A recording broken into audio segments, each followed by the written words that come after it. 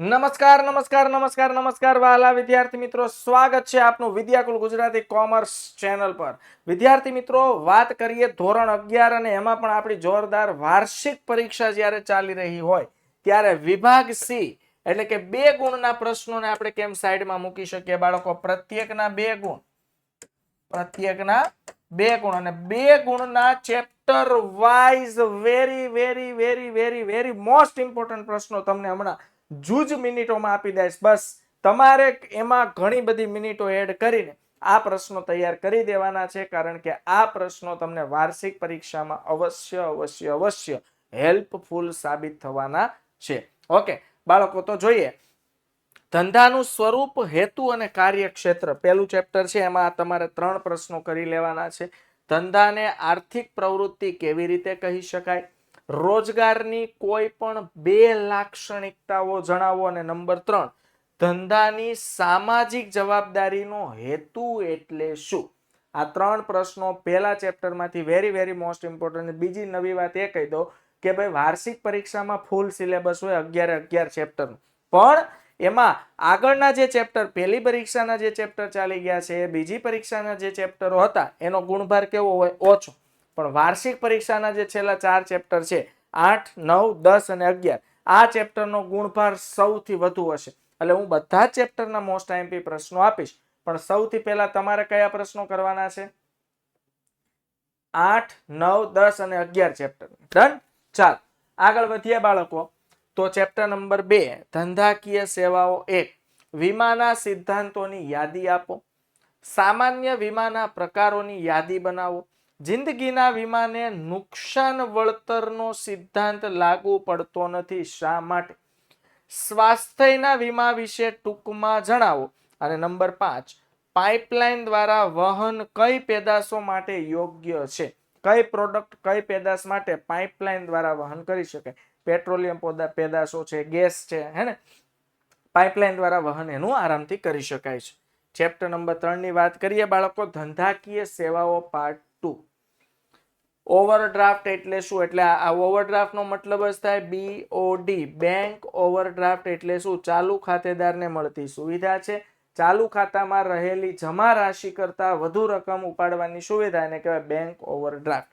Cache credit એટલે શું? જેને આપણે કહીએ છીએ CC, કેશ ક્રેડિટ એટલે શું? નંબર 3 ટ્રાવેલર્સ ચેકની સમજ આપો। ટ્રાવેલર્સ ચેક એટલે શું? ઈ બેન્કિંગમાં થતા બિન નાણાકીય વ્યવહારના બે ઉદાહરણ આપો। એકદમ જોરદાર પ્રશ્નો છે બાળકો, ભૂલથી પણ મિસ કરશો નહીં। સમજાવો, ક્રેડિટ કાર્ડ એટલે શું, ડેબિટ કાર્ડ એટલે શું અને એટીએમ, આપણે એમ કહીએ ને કે એટીએમ એટલે તો કે એની ટાઈમ મની કાર્ડ લઈને જાવ એટલે પૈસા, એમ ન હોય ભાઈ। એટીએમ એટલે થાય ઓટોમેટેડ ટેલર મશીન। એટીએમ નો મતલબ શું થાય બાળકો? Automated teller machine. ચાલ આગળ વધીએ। નંબર 4 ઇન્ટરનેટનો અર્થ આપો। માહિતી સંચાર, ઈ કોમર્સ અને આઉટસોર્સિંગ 2 ગુણના પ્રશ્નો। ઇન્ટરનેટનો અર્થ આપો, ઈ કોમર્સનો અર્થ આપો। આઉટસોર્સિંગ એટલે શું? આપણને ખબર, આઉટસોર્સિંગમાં 2 ભાગ પડે છે, BPO અને KPO, business process outsource, business process outsource, અને ત્રીજું આવશે બાળકો knowledge process outsource. Business process outsource અને નોલેજ પ્રોસેસ આઉટસોર્સ છે, બંને અહીંયા આપેલા છે, અને આ બંનેમાંથી એક પ્રશ્ન હોય ને હોય, લખી લેજો। ત્યાર પછી આગળ વધીએ બાળકો।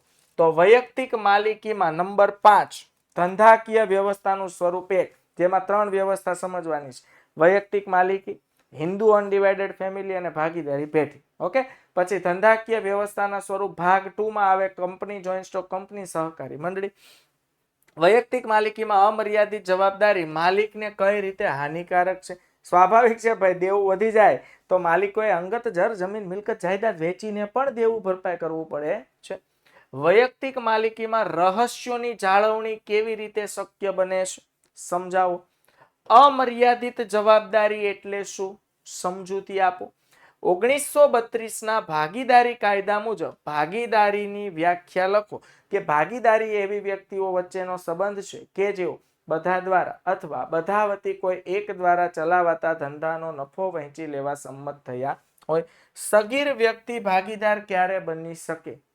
ઓકે, જેવો પુખ્ત વયનો થાય 18 વર્ષ કે તેથી વધુ ઉંમરનો થાય ત્યારે પોતાની રીતે સ્વૈચ્છિક રીતે ભાગીદારી બની શકે છે. માની લીધેર ભાગીદાર કોને કહે છે અને નામનો ભાગીદાર કોને કહે છે? મોસ્ટ આઈએમપી પ્રશ્નો છે. ચેપ્ટર નંબર 6 ધંધાકીય વ્યવસ્થાના સ્વરૂપો પાર્ટ 2 સહકારી મંડળી અને કંપની. તો સહકારી મંડળીને શા માટે લોકશાહીની તાલીમ શાળા કહે છે? સહકારી મંડળીમાં અસહકારનું નિર્માણ કેવા સંજોગોમાં થઈ શકે છે? સહકારી મંડળી નફાની વહેંચણી કેવી રીતે કરે છે? કંપની સ્વરૂપમાં માલિકી અને સંચાલન કેવી રીતે જુદા પડે છે? કંપની ધારા 1956 ચેન્જ થઈને કંપની ધારો 2013. કંપની ધારામાં સ્પષ્ટ લખેલું છે કે કંપની એ કાયદેસરની કૃત્રિમ વ્યક્તિ છે.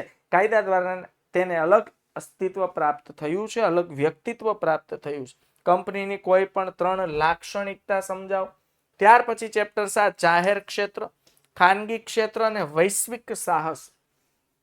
ધંધાકીય વ્યવસ્થાના વિવિધ સ્વરૂપોની માત્ર યાદી બનાવો. જાહેર ક્ષેત્ર દ્વારા સંતુલિત પ્રાદેશિક વિકાસ કેવી રીતે થઈ શકે છે જણાવો. ખાતાકીય સંચાલન એટલે શું? ઉદાહરણથી સ્પષ્ટતા કરો. નંબર 4 ખાનગી સાહસોનું એકમાત્ર ધ્યેય વધુ નફો મેળવવાનું છે. તો ખાનગી સાહસો, કંપનીઓ અને સહકારી મંડળીમાં આ જ બધા ફરક છે. ખાનગી સાહસોનો મુખ્ય હેતુ નફાનો હોય છે, જ્યારે સહકારી મંડળી each for all and all for each, પ્રત્યેક સર્વને માટે, સર્વ પ્રત્યેકને માટે. અને સહકારી મંડળી સેવાના ભાવથી પોતાના સભ્યોનો ઉત્કર્ષ થાય, પોતાના સભ્યોનો વિકાસ થાય, આર્થિક રીતે સભ્યો સદ્ધર થાય, રોજગારી મળી રહે, આવા ઘણા બધા પ્રયત્નો સાથે સહકારી મંડળી કામ કરે છે. ખાનગી સાહસોનું અર્થતંત્રમાં શું મહત્વ છે? ભાઈ, ટ્રેનના ડબ્બાને ચલાવવા માટે જેમ એન્જિન જોઈએ એમ અર્થતંત્રનું એન્જિન આ ખાનગી સાહસો છે. ટૂંકમાં આટલું બધું એનું મહત્વ છે. ત્યાર પછી ચેપ્ટર 8 ધંધાકીય મૂડીના પ્રાપ્તિ સ્થાનો. ધંધો કરવા માટે મૂડી જોઈએ. ધંધાનો માલિક ધંધો કરવા માટે ધંધામાં રોકડ રકમ માલ મિલકત લાવે તેને ધંધાના માલિકની મૂડી કહે છે. મૂડી વિના ધંધો શક્ય નથી, ધંધાનો વિકાસ પણ શક્ય નથી. ઓકે, તો મૂડી ક્યાંથી પ્રાપ્ત કરી શકાય? તો ભાઈ, મોટા પાયે મૂડીની જરૂર હોય તો કંપની શેર બહાર પાડે, ડિબેન્ચર બહાર પાડે, બોન્ડ્સ બહાર પાડે, હે ને? આવી રીતે મૂડીના પ્રાપ્તિ સ્થાનોનું સરસ મજાનું ચેપ્ટર છે, જેમાં આટલા પ્રશ્નો તમારે ખાસ તૈયાર કરવાના રહેશે. વાણિજ્યની દ્રષ્ટિએ મૂડીનો ખ્યાલ સમજાવો. સામાન્ય ઇક્વિટી શેરને જોખમી શેર શા માટે કહે છે? સામાન્ય ઇક્વિટી શેર એટલે equity share. Okay, ordinary share જેને આપણે કહીએ છીએ. જોખમી એટલા માટે છે કે જ્યારે ડિવિડન્ડ આપવામાં આવે ત્યારે ડિવિડન્ડમાં છેલ્લો વારો આવશે અને મૂડી પરત કરવામાં આવશે ત્યારે પ્રેફરન્સ શેર પછી લાસ્ટ વારો એનો આવશે. સ્વેટ ઇક્વિટી શેર કોને કહે છે? પ્રેફરન્સ શેરને શા માટે? એનું નામ જ પ્રેફરન્સ એટલે પ્રાયોરિટી, પ્રાથમિકતા, પસંદગીના શેર. તો બે બાબતે એની પ્રથમ પસંદગી થાય છે, ડિવિડન્ડ વખતે અને મૂડી પરત વખતે. કોની પહેલા? ઇક્વિટી શેરની પહેલા અને ડિબેન્ચર હોલ્ડરની પછી. પ્રેફરન્સ શેરના પ્રકારો: cumulative, non cumulative, redeemable, irredeemable, participating, non participating, convertible, non convertible. આ બધા પ્રેફરન્સ શેરના જુદા જુદા પ્રકારો છે. બોન્ડ અને જાહેર થાપણો વચ્ચે મુખ્ય તફાવત શું છે? અને તરતો બોજ એટલે શું? 9મા ચેપ્ટરના 5 સવાલ તમારે ખાસ કરવાના છે. ખાતાવાળી દુકાનો ગ્રાહકોનો સમય અને શ્રમ બચાવે છે. સ્વાભાવિક છે, ડીમાર્ટમાં જાઓ બાળકો, એ મસ્ત રવિવારની રજા હોય, ટ્રોલી લઈને જાઓ એટલે એક ઘાયે તમે ધારો એટલી વસ્તુ ખરીદીને આવી શકો છો. અલગ અલગ 10 દુકાને આટા મારવાની જરૂર નથી, 10 વસ્તુ તમને એક જ દુકાને મળી જાય છે. ફરતી દુકાનોના વિવિધ પ્રકારો જણાવો. ટપાલ વ્યવહારી દુકાનોમાં ઘાલખાધની શક્યતા નથી, શા માટે? જથ્થાબંધ વેપારીએ ઉત્પાદક અને છૂટક વેપારી વચ્ચે જોડતી કડી છે અને છૂટક વેપારી કયા પ્રકારના જોખમો છૂટક વેપારમાં ઉદ્ભવે છે? નંબર 10 પુષ્પા વેપાર, ઇન્ટરનેશનલ, આંતરરાષ્ટ્રીય, વિદેશ વેપારમાં વધુ જોખમ હોય છે, સમજાવો. બિલ ઓફ લેડિંગ એટલે શું? શા માટે વિદેશ વેપારમાં માલનો વીમો લેવાનું અનિવાર્ય બને છે? વિદેશ વેપારનો અર્થ સમજાવો. વિદેશ વેપારનો અર્થ જણાવો. આંતરરાષ્ટ્રીય વેપારમાં માલનું પેકિંગ કેવું હોવું જોઈએ? જોરદાર હોવું જોઈએ ભાઈ. ઓકે, ભેજ ન લાગે, ખરાબ ન થઈ જાય, બગડી ન જાય તેવું હોવું જોઈએ. ગ્રાહકના હિતનું રક્ષણ ધંધાકીય એકમની પ્રતિષ્ઠા વધારે છે. સમજાવો. ધંધાની સામાજિક જવાબદારી ગ્રાહક પ્રત્યેની, ધંધાના માલિક પ્રત્યેની, કર્મચારીઓ પ્રત્યેની. વિધાન સમજાવો. ધંધો અને સમાજ બંને એકબીજાના અભિન્ન અંગ છે. સમાજ પ્રત્યે ધંધાની કોઈ પણ 4 સામાજિક જવાબદારીઓ સમજાવો. સરકાર પ્રત્યે ધંધાની શું જવાબદારી છે? ગ્રાહક પ્રત્યે, પોતાના કર્મચારી પ્રત્યે, રોકાણકારો પ્રત્યે. આ પ્રશ્નોમાંથી એક પ્રશ્ન બાળકો પૂછાશે. તો આ રીતે બાળકો આ મોસ્ટ વિભાગ સી 2 ગુણના એમપી પ્રશ્નો હતા, જે તમારે કોઈ પણ સંજોગોમાં તૈયાર કરી નાખવાના છે, જે તમારી વાર્ષિક પરીક્ષામાં તમને ખૂબ જ હેલ્પફુલ થશે. મળીશું બાળકો ફરીથી સેક્શન ડી સાથે. ત્યાં સુધી આવજો. Bye bye.